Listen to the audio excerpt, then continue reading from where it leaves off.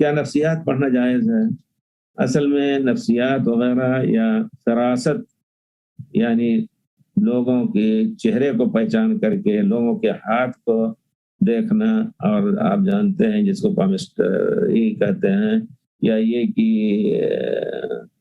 پرانے زمانے میں قیافہ، اور پھر اس کے ساتھ ساتھ جو ہاتھ کی لکیروں کو دیکھ کر کے لوگ کاہن لوگ بتاتے تھے، ان سب کو کفر کہا گیا ہے اگر اس کی تصدیق کر رہا ہے۔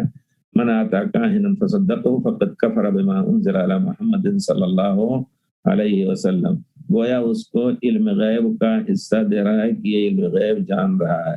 اسی طرح اگر نفسیات میں کوئی ایسی چیز ہے جو یقیناً لوگوں کی رائے اس پہ ہوتی ہے تو اس پہ وقت ضائع کرنا مناسب نہیں ہے۔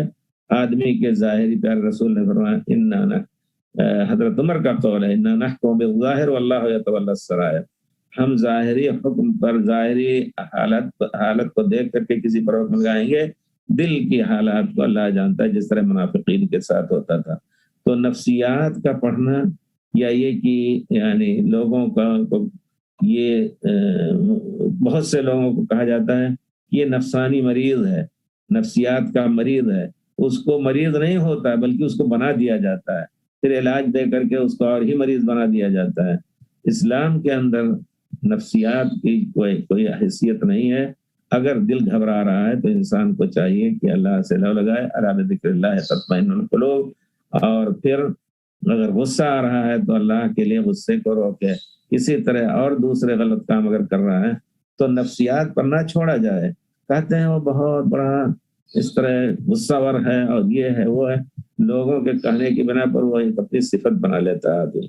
تو نفسیات کا پڑھنا ضرورت کے تحت، اگر عام آدمی، عام ٹیچر، عام ایسا آدمی ہے جس سے کبھی سوالات ہو سکتے ہیں، تو اس طرح کچھ پڑھ کر کے اس کو آپ بتا سکتے ہیں۔ اسی طرح ہاتھ کی زبان کو بھی بعض لوگ کہتے ہیں کہ اس میں بہت سے اسرار ہیں، بے شک اسرار ہیں، لیکن ان اسرار کا سہارا لے کر کے علم غیب کا دعویٰ کرنا یہ کفر ہے۔